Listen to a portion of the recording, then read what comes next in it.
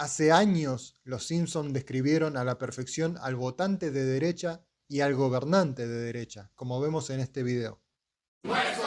¡Abajo los impuestos! ¡Abajo los impuestos! ¿Cuándo van a pensar en los niños? ¿Se han hecho más idiotas o más gritones? Más idiotas, señor. Quieren a la patrulla antiosos, pero no quieren pagar los impuestos. Este asunto requiere liderazgo de verdad.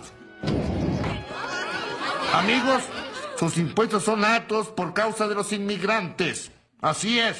Los inmigrantes ilegales. Deshagámonos de ellos. Sí, ellos son... Impresionante, ¿no? La exactitud con la que describieron a los votantes y al gobernante de derecha no deja de asombrar. Esta técnica que surgió con el fascismo y fue utilizada a lo largo de los años y sigue siendo utilizada y sigue siendo eficiente. Inmigrantes, sabía que eran ellos. Aun cuando eran los osos, sabía que eran ellos.